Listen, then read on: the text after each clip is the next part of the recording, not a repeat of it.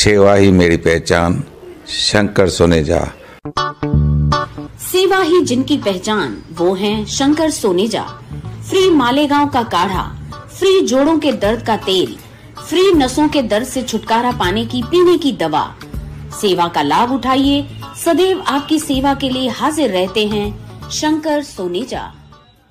असांजे लाइ इहो रिश्तो मीट हिकदमि लकी आहे। ईअं छोकिरो छोकिरी ॿाहिरि वञनि था, होटल में वधीक ख़र्च बि लॻनि था ऐं टाइम बि लॻी थो वञे, त रिश्तो मीट कॉन्फ्रेंस हॉल में अचनि था, सभु ॼणा मीटअप कनि था ऐं टाइम सेविंग बि आहे। असां जीअं आयासीं, असांजो कमु थियो 8 ॾींहंनि में, त हिते जेके अचनि था उन्हनि जो बि तकिड़ो कमु सुठो थी वञे ऐं सिंधियुनि जो सिंधियुनि सां थिए त ॾाढो सुठी ॻाल्हि आहे। रिश्तो.com सिंधियुनि जो सिंधियुनि सां ऑनलाइन सिंधी मैट्रिमोनी। नमस्कार, मैं राजेश दलवानी, आप देख रहे हैं उल्लास लाइन बुलेटिन। अभी की सबसे बड़ी खबर, आमदार गणपत गायकवाड़ को न्यायालयीन हिरासत मतलब जेल कस्टडी में भेजा गया है। आमदार गणपत गायकवाड़ को आज सुबह 9 साढ़े 9 बजे के दरमियान उल्लासनगर के चोपड़ा कोर्ट लाया गया था, जहां चोपड़ा कोर्ट के बाहर आमदार गणपत गायकवाड़ के समर्थक भी बड़ी संख्या में पहुंचे थे। वहीं पुलिस ने पहले से ही चोपड़ा कोर्ट के बाहर कड़ी सुरक्षा कर दी थी। वहीं कोर्ट में दोनों पक्षों की जोरदार बहस हुई और न्यायालय ने न्यायालयीन हिरासत मतलब जेल कस्टडी में आमदार गणपत गायकवाड़ सहित 5 आरोपियों को भेजा गया है। ब्यूरो रिपोर्ट, महेश रोकड़े, उल्लास लाइन बुलेटिन, उल्लासनगर। गणपत गायकवाडांना पुन्हा एकदा कोर्टामध्ये हजर करण्यात आलेलं होतं। पहिलाच रिमांड जवळपास 11 दिवसांचा होता। आज सरकारी पक्षाने युक्तिवाद काय केला?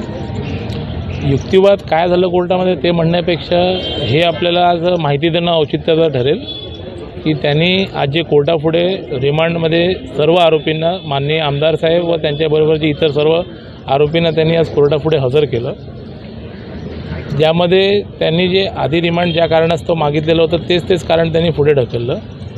ते सर्व मुद्दे तपासून माननीय न्यायालयाने त्यांना पोलीस कोठडी त्यांची नामंजूर केली, कारण की पोलीस कस्टडीची पुढे काही गरज भासत नव्हती आणि त्या कारणाने त्यांना आता जेल कस्टडी मंजूर केलेली आहे आणि पोलीस कोठडीनं त्यांना आता जेल अथॉरिटीजच्या सुपूर्द करण्यात आलेलं आहे आणि पुढील याचे जे तपास असतील ते पुढील तपास पोलीस त्यांचा करतील आणि जेवढे आरोपी आहेत त्यांची जी कायद्यामध्ये त्यांची जी तरतूद आहे त्या तरतुदीनं घेऊन ते त्यांना आपल्याला पुढे बेल आणि इतर गोष्टींसाठी ते पुढे आपली लिबर्टी घेतील। पहिल्याच रिमांडला गणपत गायकवाड यांनी कट रचून हत्येचा प्रयत्न केला असा युक्तिवाद सरकारी पक्षाने केलेला होता। आता पुन्हा तो युक्तिवाद त्यांनी केलेला आहे का आणि काय? बघा आता कट रचलं गेलं आहे आणि जे तपास आहे ते तपास यंत्रणेचं काम आहे, त्यावरती ह्या क्षणी आम्ही त्याच्यावरती काय कॉमेंट करणं योग्य ठरणार नाही। पण जसं आपल्या सर्वांना माहिती आहे CCTV फुटेजमध्ये काय घडलं, कसं घडलं, तिथे किती लोक होते, तर त्याला कट म्हटलं जातं की एक ह्युमन बिईंगचं रिॲक्शन म्हटलं जातं, हे आपल्या सर्वांना माहिती आहे। आणि कट रचण्यासाठी काय गोष्टी लागतात, कसं कट रचला जातो हे आपल्या सर्व प्रचारमाध्यमांना सर्वांना माहिती आहे आणि हे खूप हास्यास्पद आहे जे पोलिसांचं म्हणणं आहे की सिनियर PIच्या केबिनमध्ये कट रचून एखादा व्यक्ती त्यांच्या सिनियर PIच्या केबिनमध्ये येऊन एक गुन्हा करतो। तर जर असं म्हटलं गेलं तर हे खूप हास्यास्पद वाटतं आणि जी पोलिसांची भूमिका याच्यामध्ये आहे त्याप्रमाणे पोलिसांनी जी कामगिरी बजावायला पाहिजे होती, वैभव गायकवाड जेव्हा तिथे पोलीस स्टेशनला हजर झाले त्यांची तक्रार नोंदवण्यासाठी, आणि आपल्या सर्वांना ही माहिती उपलब्ध करून देतो आम्ही की ह्याच्यामध्ये जी पहिली FIR घेतली गेलेली आहे किंवा नोंदवली गेलेली आहे ही जितेंद्र पारिक आणि वैभव गायकवाड यांच्या वतीने जे इतर ह्या गुन्ह्यात पीडित दाखवले गेले आहेत त्यावरती जी FIR दाखल केली गेलेली आहे ती अतिक्रमण आणि त्यांचं जे बांधकाम तोडण्यात गेलेलं आहे ते सुमारे 4 वाजल्यापासून ते लोक पोलीस स्टेशनमध्ये त्यांची ती तक्रार नोंदवण्यासाठी प्रयत्नशील होते। जी FIR रात्री 11:15 नंतर हे फायरिंग इन्सिडेंट झाल्यानंतर त्यांनी पोलिसांनी नोंदवली। जर हे FIR त्यांनी आधी नोंदवली गेली असती तर कदाचित कुठल्याही प्रकारचा गैरप्रसंग झाला नसता, असं आमचं स्पष्ट मत आहे।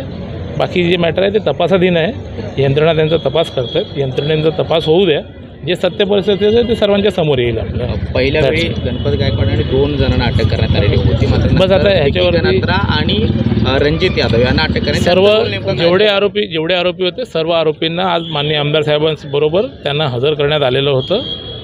सर्व आरोपितांना आमदार साहेबांबरोबर त्यांना MCR मंजूर झालेलं आहे, म्हणजे जेल कस्टडी मंजूर झालेली आहे आणि मॅटर तपासाधीन आहे। पोलीस यंत्रणा त्यांचं काम करत आहेत, ते योग्यरीत्या त्यांचं काम करतील आणि जे सत्य परिस्थिती आहे ते सर्वांसमोर आपलं सत्य बाहेर येईल। असं आम्हाला वाटतं. किती वकिलांची टीम होती आपली या सगळ्या केससाठी? आम्ही जवळजवळ 5 ॲडव्होकेट आम्ही सर्वजण तिथे लीड करत होतो. मी माननीय आमदार साहेबांसाठी कोर्टामध्ये माझं मत जे होतं किंवा माझं जे सबमिशन्स होतं ते माननीय कोर्टाला दिले. माझ्याबरोबर माझे इतर सहकारीसुद्धा होते. सर्वांनी आपलं जे सबमिशन्स होते ते कोर्टाला दिले आणि माननीय न्यायालयाने योग्यरित्या खूप पेशंटपणे ऐकून त्याच्यावरती योग्यरित्या ते निकाल दिलेला आहे आणि त्याप्रमाणे त्यांची आता पोलीस कस्टडी नामंजूर केलेली आहे. हे सर्वांना आता माहिती आपल्याला देतो आहे. ॲडव्होकेट निलेश पांडे आमची टीम इतर.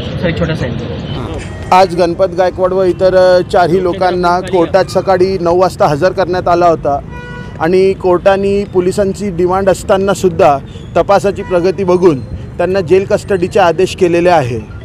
तर काय युक्तिवाद झाला एकंदरीत युक्तिवाद म्हणजे त्यांनी तपासादरम्यान कशाला त्यांना अधिक पोलीस कस्टडी पाहिजे त्यांनी ते सादर केलं कोर्टाला. आम्ही सांगितलं की जे काही तपास झाला आहे कस्टोडियल इन्व्हेस्टिगेशन तेवढा पुरेसा आहे, आता पुढच्या कस्टडीची गरज नाही आहे. किती आरोपी आहेत? 5 आरोपी अटक केलेले.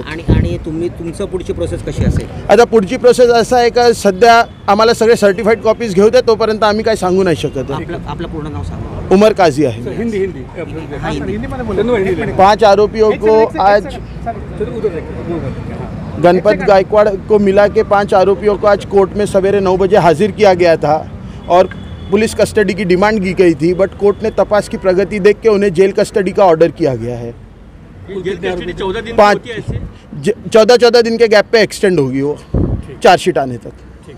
उल्लास लाइन बुलेटिन को सब्सक्राइब करें, बेल आइकॉन दबाएं और देखिए उल्लास लाइन बुलेटिन की न्यूज़ सबसे पहले आपके मोबाइल पर.